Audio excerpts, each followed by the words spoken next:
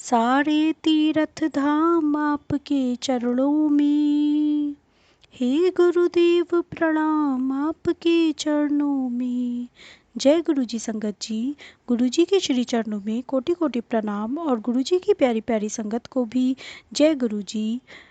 गुरु जी सभी के कष्ट दूर करें और सभी को अपनी सुरक्षा और स्नेह प्रदान करें और सभी उनके चरण बिंदों को स्पर्श करते रहें और उनका आशीष लेते रहें। गुरु जी हम सभी को अपने चरणों से जोड़े रखें और हमें सेवा देते सत्संग सुनने की और सत्संग करने की ऐसे ही अपनी सेवा देते रहें। जय गुरु जी।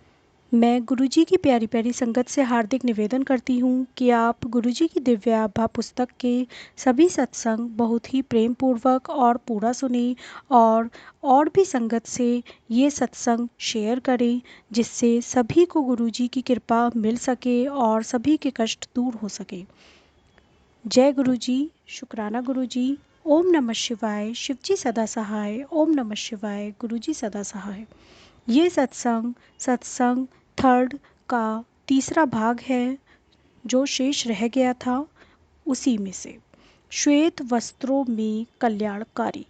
मेरी मौसी जो कभी गुरुजी से नहीं मिली, एक दिन अचेतनावस्था में चली गई और उन्हें चिकित्सालय में प्रविष्ट कराना पड़ा। चूँकि उनका रक्तचाप अति उच्च था, चिकित्सक को संदेह था कि उनके मस्तिष्क में रक्तस्राव हुआ है। गुरुजी उस समय दिल्ली में नहीं थे। मैंने उनके चित्र के समक्ष खड़े होकर उनसे उपचार के लिए विनती करी। उस समय मौसी का केट स्कैन हो रहा था। प्रार्थना करते ही उस कक्षा में गुरुजी की सुगंध भर गई और उसका परिणाम सामान्य आया। मैं रात को अपनी मौसी को सोता हुआ छोड़कर घर वापस आ गई। प्रातःकाल उनके पास पहुंचने पर सुखद विस्मय हुआ। वह सचेतन अवस्था में अपने बिस्तर पर बैठी हुई थी। उन्होंने बताया कि रात को श्वेत वस्त्रों में कोई आया था और उसने उन्हें उठने को कहा। मुझे एकदम पता लग गया कि गुरुजी आए होंगे। आज भी वह बिल्कुल स्वस्थ हैं और हमें कभी यह पता नहीं लग पाया कि वह उस अवस्था में क्यों पहुंची। सब परिणाम सामान्य निकले थे। गुरुजी 3 मास के पश्चात जालंधर से लौटे तो जैसे ही उनके चरण स्पर्श करने के लिए झुकी तो उन्होंने कहा, मौसी नू भी ठीक कर लेता। मैं चकित थी। वह यहाँ पर नहीं थे और किसी को मौसी की बीमारी के बारे में भी पता नहीं था, पर वह तो सर्वज्ञाता हैं, यह मुझे पता होना चाहिए था। आश्चर्य की बात यह है कि गुरुजी आपके बारे में संसार के किसी भी कोने में आप कहीं भी हों, सब जानते हैं। समय और स्थान के लिए कोई अर्थ नहीं रखते हैं, काल और अंतर उनके लिए अर्थहीन है। कुछ वर्ष पूर्व ज्वर, पीठ दर्द और सांस की कठिनाई के कारण मुझे चिकित्सालय में प्रविष्ट होना पड़ा। कई प्रकार की औषधियों से लाभ न होने पर शुक्रवार के दिन विशेषज्ञ ने केट स्कैन करने का निश्चय किया। विकिरण विशेषज्ञ ने स्कैन देखकर कहा कि वह असामान्य था और भीतर जो भी पदार्थ है उसका विस्तार फेफड़ों तक हो गया है और उसका अधिक विश्लेषण करने की आवश्यकता है। उस दिन मैं वहाँ पर अकेली थी और गुरुजी को याद करने के अतिरिक्त और कुछ नहीं कर पा रही थी और कुछ नहीं कर सकती थी। मैंने पूरे दिन उनसे प्रार्थना करी। उस दिन संध्या को मैं गुरुजी के पास गई। अचानक उन्होंने मेरी ओर देखकर मेरे बारे में पूछा।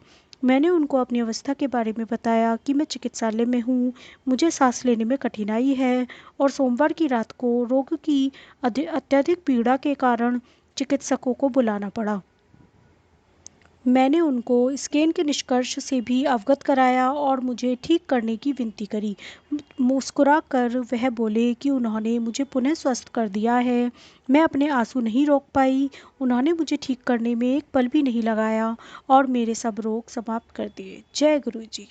यद्यपि पिछले 4-5 दिन से मुझे नींद नहीं आ रही थी, उस रात मैं बिना किसी औषधि के आराम से सो पाई। रात को जब चिकित्सकों ने मुझे बिना किसी उपकरण के सोते हुए देखा तो वह आश्चर्यचकित होकर वापस चले गए। उन्हें कैसे पता होगा कि सबसे परम शक्ति अपना कार्य कर रही थी। अगले दिन प्रातः मैं वहाँ से अवकाश प्राप्त कर घर आ गई और 3 वर्ष पहले के उस दिन के बाद कभी किसी रोग से पीड़ित नहीं हुई।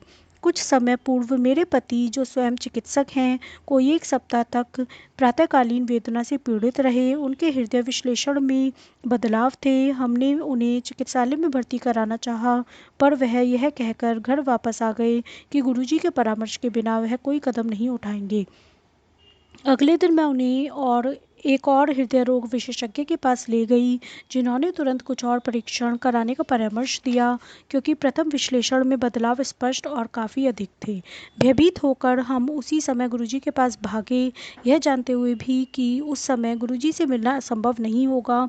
वहां पहुंचने पर हमें अत्यंत आश्चर्य हुआ जब तुरंत उनके दर्शन हो गए और वह बोले कि अब अरुण को ठीक कराने आए हैं। भाव विभोर होकर मैंने उनको पूरी बात बताई तो उन्होंने अपना हाथ हिलाकर आश्वासन देते हुए कहा कि कुछ भी नहीं है और अरुण ठीक हो जाएगा। उन्होंने अरुण को फिर से चिकित्सक के पास न जाकर अपने कार्यालय जाने का परामर्श दिया। गुरुजी ने रोज कनक का सत्तू खाने और विस्की के 2 पैग भी पीने को कहा। कुछ सप्ताह उपरांत गुरुजी ने अरुण को कहा कि उन्होंने उसका हृदय ठीक कर दिया है, अन्यथा उसकी शल्य चिकित्सा करवानी पड़ती। गुरुजी की कृपा से अरुण अब बिल्कुल स्वस्थ हैं। संगत का यह सुखी परिवार देने के लिए हम गुरुजी के अति कृतज्ञ हैं। प्रार्थना है कि वह सदा अपनी दृष्टि हमारे ऊपर बनाए रखें। गुरुजी की दया मेरी बहन पर भी रही है। एक बार उसकी बीमारी के समय रोग विश्लेषण में गांठ की कुछ जटिल समस्या का निष्कर्ष निकला।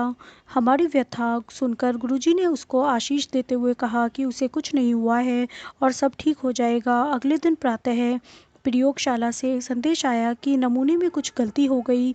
मेरी बहन तो बिल्कुल ठीक है। ऐसी भी नहीं है कि जब मात्र मेरे परिवार को गुरुजी का प्रेम मिला है। मेरे पड़ोस में रहने वाले श्री सेठी को गंभीर रूप से अग्नाशय कोप हो गया था और उनके ठीक होने के आसार बहुत कम थे। गुरुजी ने उनको भी आशीर्वाद दिया और कुछ ही दिनों में वह गंभीर रोग से मुक्ति पाकर वापस घर आ गए और अब अपने काम पर भी जा रहे हैं। एक बार मानसिंह नाम का एक व्यक्ति अपने भाई का चित्र लेकर गुरुजी के पास आया और यद्यपि किसी ने गुरुजी को उसके बारे में बताया नहीं था, गुरुजी उसे पहचान गए। उसका भाई गंभीर रूप से मस्तिष्क ज्वर से पीड़ित था। वह श्वास यंत्रों पर था और उसका डायलिसिस भी होता रहा था। गुरुजी ने उसको भी अपना आशीर्वाद दिया और उसके भाई को देखने चिकित्सालय भी गए। चिकित्सकों ने उसके पुनः स्वस्थ होने की आशा छोड़ दी थी, पर अगले 2 सप्ताह में वह वहां से अवकाश प्राप्त कर घर वापस आ गया। उसके परिवार के सदस्य उसे पुनर्जीवित करने के लिए अब भी गुरुजी को लगातार धन्यवाद देते हैं।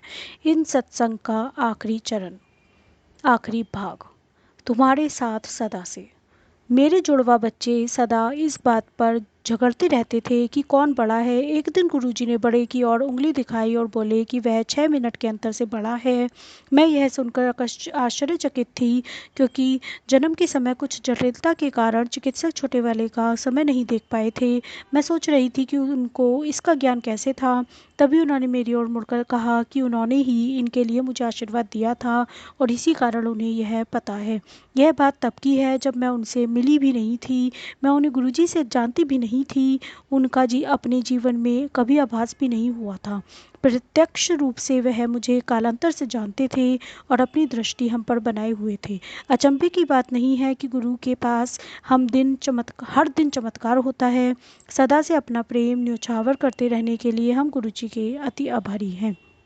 ये सभी सत्संग डॉक्टर अनीता आंटी के हैं, दिल्ली से। जय गुरुजी, शुक्राना गुरुजी।